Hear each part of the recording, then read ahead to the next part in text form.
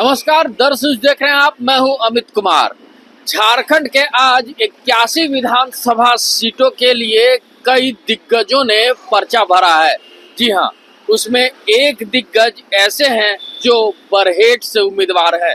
जी हां, बरहेट से खुद झारखंड के मुख्यमंत्री हेमंत सोरेन ने आज अपना नामांकन दाखिल किया है और नामांकन दाखिल करने के बाद उन्होंने एक जनसभा को भी संबोधित किया। जनसभा को संबोधित करने के बाद जब वो मीडिया से मुखातिब होते हैं तो वो साफ तौर पे झारखंड के विपक्ष यानी भाजपा पे जमकर बरसते नजर आते हैं। वहीं एनडीए गठबंधन को इस बार सुपरा साफ करने की भी बात कहते हैं और कहते हैं कि इस बार भी झारखंड में इंडिया गठबंधन की सरकार बनेगी।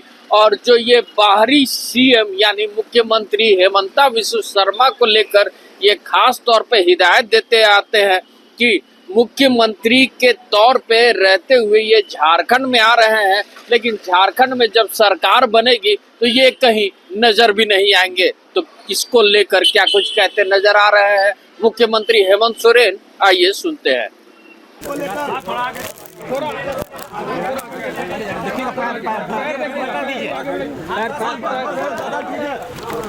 नामांकन कर लिया है, कितने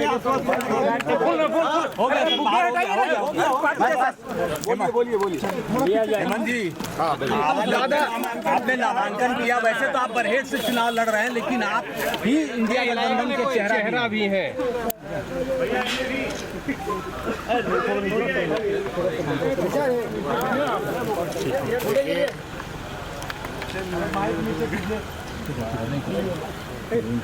चुनाव के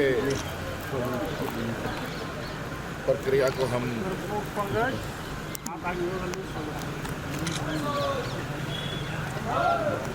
पर्चा भरने की जो प्रक्रिया है वो हमने आज अपना पूरा किया है। अब बरहेट विधानसभा ये पूरे राज्य के विधानसभा में अलग अलग चरण में चुनाव हो रहे हैं। 2 चरणों में इस राज्य में चुनाव हो रहे हैं और उसके तहत सभी प्रत्याशी भर रहे हैं। आज हमने फिर से अपना पर्चा भरा है और ये तो चुनावी प्रक्रिया है, ये तो पूरा करना ही है। दादा, आसाम के सीएम भी यहाँ कैंपेनिंग कर रहे हैं और कहते हैं झारखंड के हिंदुओं को एक होना होगा और वो कहते हैं बांग्लादेशियों को यहाँ से भगाएंगे। इस तरह की कैंपेनिंग के दौरान उन्होंने मुख्यमंत्री जी विधानसभा निर्वाचन क्षेत्र के निर्वाचन से संबंधित आवश्यक सूचना लोगों को आज थोड़ा सा इसको नीचे रखना, नामांकन का गला जिन अभ्यर्थियों को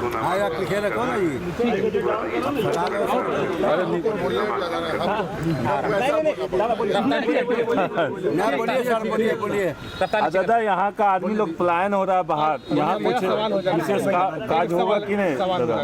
आसाम के बोलने दीजिए। हाँ दादा, देखिए, मुख्यमंत्री जी ही नहीं बल्कि पूरे विपक्ष के, पूरे देश के जितने भी इनके ताकतवर तथाकथित उनके पार्टी में सभी लोग यहाँ हैं और ये कुछ दिनों के लिए आए हैं। उसके बाद फिर इनको ढूंढने से नहीं मिलेंगे।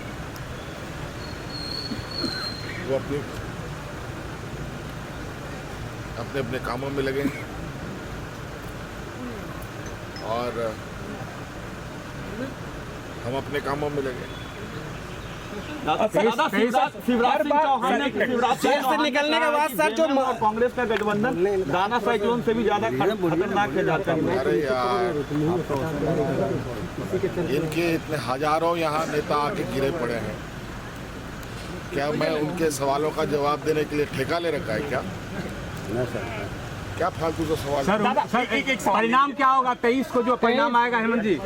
तो देखा अभी आपने कि बरहेट के उम्मीदवार हेमंत सोरेन क्या कुछ कहते नजर आ रहे थे। साफ तौर पे कह रहे थे कि झारखंड और बरहेट की जनता है वो इस बार भी इंडिया गठबंधन को जनादेश देने वाली है और जो एनडीए गठबंधन है, जो भाजपा के उम्मीदवार हैं, उनका सुपरा साफ करने वाली है। झारखंड के गांडे विधानसभा में 4 महीने पहले उपचुनाव हुआ था और उपचुनाव में मुख्यमंत्री हेमंत सोरेन की पत्नी ने नामांकन दाखिल किया था और वहां से चुनाव जीत कर भी आई थी। अब झारखंड के 81 विधानसभा के लिए चुनाव हो रहा है और इस चुनाव में भी झारखंड में जो गांडे विधानसभा सीट है वो कल्पना सोरेन को झारखंड मुक्ति मोर्चा ने दिया है।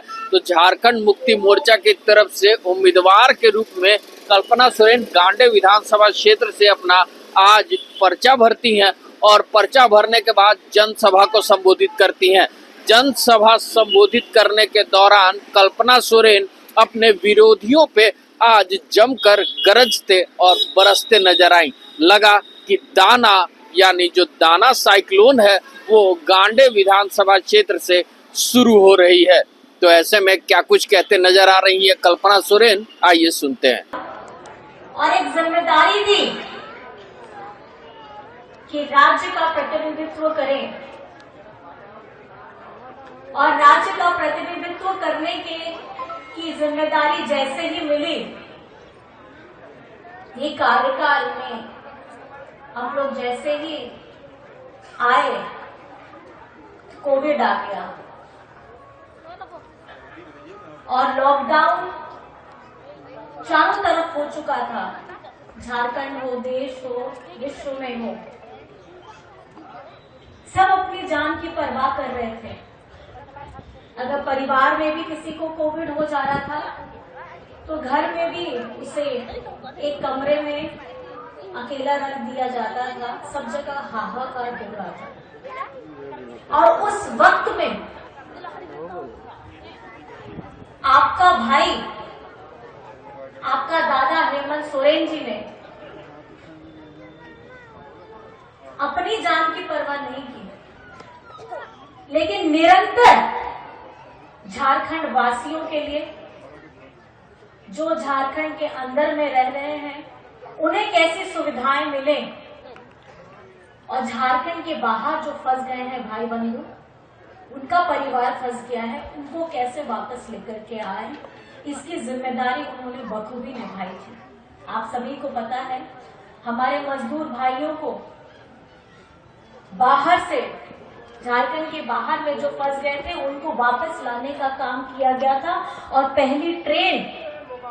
पहली हमारी प्लेन अगर चली थी तो वो झारखंड के लिए चली थी। कौन सोचता है मजदूर भाइयों के बारे में? ये सोचने वाला अगर व्यक्ति है तो वो हेमंत सोरेन है। आज एक जन की जान की अगर कीमत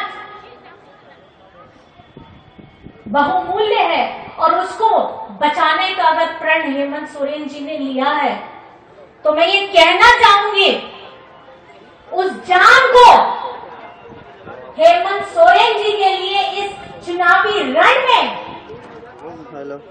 उतरना होगा और एक भाई के तौर पे, एक अभिभावक के तौर पे, एक बेटा के तौर पे, जिसने ये 5 साल का कार्यकाल जो पूरा किया है, उसको मजबूती प्रदान करनी होगी। आज 2 साल के लॉकडाउन के बाद बचा समय जो मिला, इस बचे समय में ऐसे आप सभी को पता है, लेकिन मैं इस मंच से आप सभी को दोबारा याद जरूर दिलाना चाहूंगी कि 2014 में जब डबल इंजन की सरकार आई थी तो झारखंड में उन्होंने आवास का जो पैसा था, हमारे गरीबों का जो पैसा था आवास के लिए, उसको अपने केंद्र शासित, अपने भाजपा शासित राज्य में वो पैसा पहुंचा दिया। झारखंड के लोगों के आवाज बनाने के लिए पैसा नहीं रखा। तो अब झारखंड के विधानसभा में देखना होगा कि मतदान के बाद जो मतगणना होगी उसमें झारखंड की जनता कौन सी पार्टी को जनादेश देती है और किसको मुख्यमंत्री के गद्दी पे बैठाती है। ऐसे ही तमाम खबरों के साथ जुड़े रहने के लिए हमारे चैनल को लाइक एंड सब्सक्राइब जरूर करें। अमित कुमार, दर्श न्यूज, रांची।